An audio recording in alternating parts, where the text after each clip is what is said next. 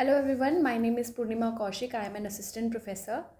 तो ये है part 2 of the CTQ series, concept through questions. हम प्रिपेयर कर रहे हैं last 15 days for the accountancy examination of CBSE board and today we will be solving some more questions from the CBSE sample paper.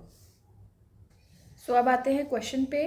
सो इस question में हमें given है पाली limited के 2 lakh shares थे जिनकी वैल्यू थी 10 ईच और प्रीमियम पर इशू किए गए थे ऑफ ₹2 पर शेयर, जिसमें एप्लीकेशंस में हमें रिसीव हुए 1,95,000 शेयर्स और उनको अलॉट कर दिया गया। बाकी आपके सामने डिटेल्स हैं कि एप्लीकेशन पर कितने रिसीव हुए। जैसे कि यहाँ पर मेंशन्ड है ₹3 जो हैं वो एप्लीकेशन पे रिसीव हुए, जिन पे ₹1 का प्रीमियम था, ₹6 ऐसे ही अलॉटमेंट पे जिसमें ₹1 का प्रीमियम था, और बैलेंस आगे की कॉल्स पर। तो इस क्वेश्चन में गिवन क्या है? सबसे पहले आपको इस क्वेश्चन में गिवन है मनोज का केस। तो मनोज होल्ड करता है 6,000 शेयर्स और वो फेल कर देता है टू पे दी अलॉटमेंट मनी, ठीक है, और उसके शेयर्स को इमीडिएटली फोरफीट कर लिया जाता है और उन फोरफीटेड शेयर्स में से 4,000 शेयर्स को फिर से रीइशू कर दिया जाता है। तो अगर हम सिंपली ये नोट करें कि क्या क्या क्वेश्चन में गिवन है, तो मनोज के शेयर्स आपको गिवन है 6,000 जिनकी वैल्यू है 10 ईच। अब हम कैलकुलेट करेंगे कि मनोज से आखिर हमें रिसीव कितने हुए हैं। तो जैसा कि क्वेश्चन में मेंशन्ड है, सिर्फ एप्लीकेशन का अमाउंट जो है वो रिसीव हुआ। अब हमें इसमें क्वेश्चन में कैलकुलेट करना है कैपिटल रिजर्व का अमाउंट। तो सबसे पहला स्टेप हमारा होगा वो अमाउंट निकालना जो हमें मनोज से रिसीव हुआ है। कायदे से अगर देखें तो हमें हर एक शेयर पे ₹3 रिसीव हुए हैं, लेकिन जब हम कैपिटल रिजर्व कैलकुलेट करते हैं तो हम प्रीमियम के अमाउंट को इग्नोर करते हैं। इसीलिए money received from Manoj will be 6,000 into 2। यहाँ पर हम ₹1 का जो प्रीमियम रिसीव हुआ था एप्लीकेशन के टाइम उसको इग्नोर करेंगे और ये अमाउंट हमारा हो जाएगा 12,000। अब इस क्वेश्चन में हम एक कंसेप्ट को रिकॉल करेंगे। यहाँ पर हमारा जो फोरफीटेड मनी है वो है 12,000। अब हमें ये कंसेप्ट याद रखना है कि जब तक रीइशू नहीं होता है तब तक ये अमाउंट जो है वो रहेगा फोरफीटेड अकाउंट में, शेयर्स फोरफीटेड अकाउंट में। और जैसे ही इसमें से कितने भी शेयर्स अगर रीइशू हो जाते हैं तो इस अमाउंट को हम ट्रांसफ़र कर देते हैं to the capital reserve account. तो एज पर द क्वेश्चन जो शेयर्स आपने रीइशू किए हैं वो हैं 4,000 शेयर्स। तो 4,000 शेयर्स को आपने रीइशू किया है और इन 4,000 शेयर्स पर आपने कितना पैसा जो कि मनोज से आपको रिसीव हुआ था वो फोरफीचर अकाउंट में ट्रांसफ़र किया था, ये कैलकुलेशन करनी है। तो जैसे कि हमने यहाँ पर कैलकुलेशन की है 6,000 के लिए, ऐसे ही यहाँ पर 4,000 के लिए कैलकुलेशन करेंगे। So it will be multiplied by ₹2 पर share and this will give you 8,000 rupees. इसके बाद इस पूरे अमाउंट को हम ट्रांसफ़र कर देते हैं कैपिटल रिजर्व में, जैसे कि मैंने अभी आपको बताया। लेकिन उससे पहले हमें देखना होता है कि क्या कहीं कोई लॉस तो नहीं हुआ रीइशू करते समय। तो अब इस क्वेश्चन के अकॉर्डिंग हमने देखा कि जो फेस वैल्यू थी शेयर्स की वो थी ₹10 पर शेयर, लेकिन जो रीइशू का प्राइस था, रीइशू हमने किया ₹11 पर शेयर पर, तो हमें सीधा सीधा ₹1 का प्रॉफिट हुआ, कोई भी लॉस इस केस में नहीं हुआ। सो इस क्वेश्चन में जो अमाउंट हमारा कैपिटल रिजर्व में एंटर होगा वो हो जाएगा ₹8,000। So your option number C will be the correct option. Now coming to next question. यहाँ पर प्रफुल्ल लिमिटेड ने फोरफीट किए हैं 15,000 शेयर्स जिनकी वैल्यू थी ₹20 ईच, और इन पर हमें रिसीव हो चुका था एप्लीकेशन का अमाउंट जो कि था ₹8 जिसमें ₹2 का प्रीमियम इंक्लूडेड था। तो जैसे कि प्रीवियस क्वेश्चन में हमने देखा, ये जो प्रीमियम का अमाउंट है इसको हमें कम्प्लीटली इग्नोर करना होता है इन सच केसेस, ठीक है। आउट ऑफ 15,000 शेयर्स 13,000 शेयर्स जो थे वो रीइशू कर दिए गए और वो रीइशू हुए ₹19 पर शेयर पर, जो कि थे फुल्ली पेड अप, ठीक है। अब हमें डिटरमाइन करना है शेयर फोरफीटेड अकाउंट का बैलेंस। सो अगर हम कैलकुलेट करें money received on these shares तो ये हो जाएगा 15,000 पर, जैसे कि हमने अभी डिस्कस किया हमें रिसीव हुए थे ₹8, लेकिन ₹2 का जो प्रीमियम अमाउंट था वो हमें इसमें से डिडक्ट करना है। So it will give us 90,000 rupees. अब हमें गिवन है रीइशूड शेयर्स 15,000 फोरफिटेड शेयर्स में से हमने 13,000 शेयर्स को री इशू किया है एट द रेट 19 पर शेयर। अब अगर हम रिमेनिंग शेयर्स देखें तो वो हो गए 2,000 शेयर्स, 15,000 में से 13,000 री इशू हो गए तो हमें मिले 2,000 शेयर्स। तो अब हम कैलकुलेट करते हैं कि शेयर फोरफिटेड अकाउंट में कितना बैलेंस आपका बचा होगा। तो वो 2,000 रुपये का ही बैलेंस आपका बचा होगा उस अकाउंट में। तो 2,000 इंटू 6 रुपये हम फिर से करेंगे, which will give us 12,000 rupees and this will be the balance of share forfeited account. So option number C will be the correct answer. Now coming to next question. Don Limited purchased equipment and paid 2,20,000 by check and issued 16,000 equity shares at 10 rupee each at 25% premium. तो यहाँ पर हमें purchase consideration को calculate करना है। सबसे पहले हम लिखते हैं चेक का amount which is 2,20,000 and then we will calculate the amount paid through equity shares. तो यहाँ पर 16,000 इक्विटी शेयर्स की बात की गई है और उनको इशू किया गया है 10 rupee each including 25% of premium. तो 10 रुपी का जो 25% होगा that will be equal to 2.5 rupees. तो इसको हम कैलकुलेट करने के लिए 6,000 को मल्टीप्लाई करेंगे 12.5 से विच विल गिव अस 2 लाख और इन दोनों को टोटल करते हुए हमें परचेज कंसिड्रेशन का अमाउंट मिलेगा विच इज़ 4,20,000। सो यहाँ पर आपका जो ऑप्शन नंबर बी है वो आपका करेक्ट आंसर हो जाएगा। सो ये बहुत ही सिंपल क्वेश्चन था, बस इसमें जो कंसेप्ट आपको याद रखना है वो ये है कि प्रीमियम जो है वो भी परचेज कंसिड्रेशन का ही पार्ट होता है।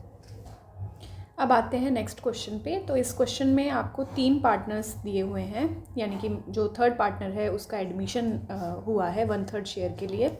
और यहाँ पर एक सिचुएशन दी हुई है आपको 2 अकाउंट्स के थ्रू कि इन्वेस्टमेंट अकाउंट जो है आपका उसका बैलेंस आपको गिवन है, इट इज़ ₹2,50,000 और इन्वेस्टमेंट फ्लक्चुएशन रिजर्व अकाउंट का जो बैलेंस है वो है 50,000।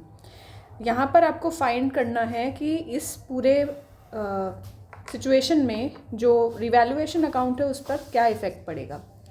तो यहाँ पर सीधा सीधा आपको बताया गया है कि बाला ने 40% ऑफ द इन्वेस्टमेंट को टेक ओवर कर लिया है और उसने वैल्यू जो आपको दी है वो है 80,000 रुपीज़ और जो रिमेनिंग था इन्वेस्टमेंट अकाउंट का उसको मार्केट वैल्यू पर रिवैल्यू किया गया है एट ₹1,10,000।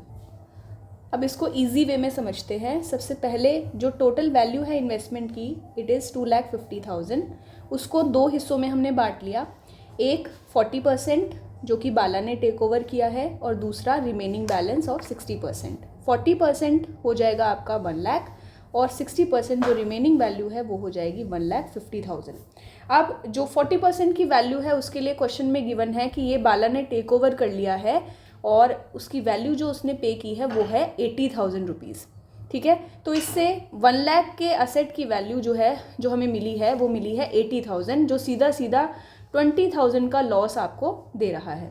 ऐसे ही जो रिमेनिंग बैलेंस था आपका इन्वेस्टमेंट का 60% विच वॉज इक्वल टू 1,50,000, उसकी जो मार्केट वैल्यू आपने कंप्यूट की है it is equal to 1,10,000 now. तो अब इस केस में 1.5 लाख के एसेट की वैल्यू 1,10,000 बच गई है, यानी कि 40,000 रुपये का सीधा सीधा लॉस आपको हो गया है। अगर टोटल लॉस की बात करें तो टोटल आपका 60,000 का लॉस इस सिचुएशन में हो जाता है। अब बात करते हैं इस लॉस को हम एडजस्ट कैसे करेंगे। तो सबसे पहले हम देखते हैं जो टोटल लॉस हुआ है हमारा इन्वेस्टमेंट पे वो है 60,000 का और हमें क्वेश्चन में इन्वेस्टमेंट फ्लक्चुएशन रिजर्व दिया हुआ है जिसका बैलेंस जो है वो है 50,000। तो सबसे पहले हम जो ये असेट पे लॉस हुआ है इसको इन्वेस्टमेंट फ्लक्चुएशन अकाउंट से एडजस्ट करने की कोशिश करेंगे। तो हम देखते हैं कि इन्वेस्टमेंट फ्लक्चुएशन अकाउंट में जो बैलेंस गिवन है वो है 50,000 which is less than the total loss. अब 50,000 का ये जो अकाउंट का बैलेंस है ये इस लॉस को एडजस्ट कर लेगा, पर उसके बावजूद भी जो हमें लॉस हुआ है 10,000 का उसको हमें डेबिट करना पड़ेगा टू दी रिवैल्यूएशन अकाउंट।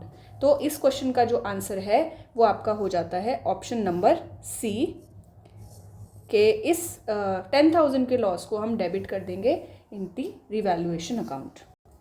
अब अगर हम इस ट्रांजैक्शन की जनरल एंट्री देखें तो यहाँ पर 2 अकाउंट्स में इसको एडजस्ट किया गया है लॉस को। सबसे पहले हमने इन्वेस्टमेंट फ्लक्चुएशन रिजर्व को डेबिट किया है 50,000 से, जो इसका टोटल बैलेंस था, और फिर हमने रिवैल्यूएशन अकाउंट में बाकी का बचा हुआ लॉस शो किया है डेबिट करते हुए 10,000, और टोटल इन्वेस्टमेंट की जो वैल्यू है वो इस तरीके से एडजस्ट हो जाती है।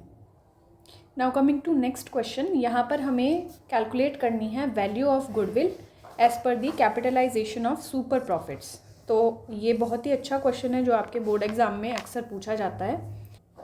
So as per the question, to calculate the value of goodwill by using the capitalisation of super profit method, सबसे पहला स्टेप आपको जो फॉलो करना होगा वो कैलकुलेट करना है आपको सबसे पहले एवरेज प्रॉफिट।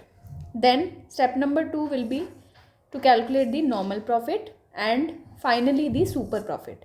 अब अक्सर हम क्या करते हैं, सुपर प्रॉफिट जैसे ही आ गया आपका वैसे ही ऑप्शंस देखने शुरू कर देते हैं, लेकिन यहाँ पर आपका काम ख़त्म नहीं होता। लास्टली आपको कैलकुलेशन करनी है of the value of goodwill.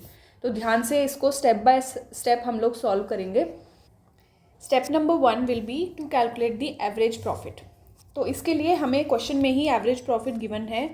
दूसरी चीज़ हमें ध्यान देना है एक एडजस्टमेंट पे, जहाँ पर मेंशन्ड है कि ये जो प्रॉफिट आपको गिवन है एवरेज प्रॉफिट विच इज़ 2,30,000, ये एक एडजस्टमेंट के बाद का प्रॉफिट आपको गिवन है। वो एडजस्टमेंट है adjustment of loss of machinery, जिसकी जो बुक वैल्यू थी वो थी 2 लाख और ये लॉस हुआ था बाय फायर। अब ऐसे जो लॉस होते हैं इनको हम एबनॉर्मल लॉस बोलते हैं। प्लस इसमें ये भी गिवन है कि आपको एक इंश्योरेंस क्लेम भी मिल गया था इस मशीनरी के अगेंस्ट विच वॉज 1,50,000। तो यहाँ पर सीधा सीधा हम देख पा रहे हैं 2 लाख की मशीनरी थी जिसपे 1.5 लाख का आपको इंश्योरेंस क्लेम मिल गया। तो सीधा सीधा 50,000 का एबनॉर्मल लॉस आपको यहाँ पर दिख रहा है, और इस एबनॉर्मल लॉस को हम ऐड करेंगे टू द एवरेज प्रॉफिट। ये क्यों किया जाता है, क्योंकि ऐसा एबनॉर्मल लॉस हर साल नहीं होता और हम यहाँ पर कैलकुलेट कर रहे हैं एवरेज प्रॉफिट। तो इसी वजह से, इस रीज़न के वजह से हम इसको ऐड करेंगे to the average profit and this will give us 2,80,000। यहाँ पर हमने 2,30,000 में 50,000 का ये जो एबनॉर्मल लॉस था इसको ऐड किया, तो ये आपका एवरेज प्रॉफिट मिल गया। Now step number 2 will be to calculate the normal profit. Normal profit calculate करने के लिए फॉर्मूला है capital employed into normal rate of return. अब ये दोनों ही चीज़ें आपको क्वेश्चन में गिवन है। कैपिटल एम्प्लॉयड कैलकुलेट करने के लिए आप दोनों ही पार्टनर्स के कैपिटल यानी कि 10 लाख और 8 लाख को ऐड करेंगे, प्लस आपके पास कुछ रिजर्व्स भी हैं जिनको आप कैपिटल का ही पोर्शन मानते हो। तो ये तीनों चीज़ें आपकी मिलकर बनाएंगी कैपिटल एम्प्लॉयड, और इसको मल्टीप्लाई करना है नॉर्मल रेट ऑफ रिटर्न से, जो कि क्वेश्चन में आपको गिवन है 10%। So this capital employed will amount to 25 lakhs और इसका 10% आपको मिल जाएगा 2.5 लाख रुपए। तो ये आपका नॉर्मल प्रॉफिट हो जाएगा। Now moving towards step number 3 to calculate the super profit. आपको सीधा सीधा एवरेज प्रॉफिट में से माइनस कर देना है नॉर्मल प्रॉफिट को। तो 2,80,000 में से 2.5 लाख आप लोग माइनस कर देंगे, this will give you 30,000 and this will be the super profit. अभी काम खत्म नहीं हुआ है, अब हम मूव करेंगे फाइनल स्टेप की ओर which is to calculate the goodwill as per the formula of capitalization of super profit. To calculate the goodwill आपको फॉर्मूला यूज़ करना है कैपिटलाइजेशन ऑफ सुपर प्रॉफिट का, which is super profit divided by normal rate of return into 100। अब इसमें values put करेंगे तो आपको answer मिलेगा 3 lakh and option number B will be the correct answer. So this was all for this video. Thank you so much.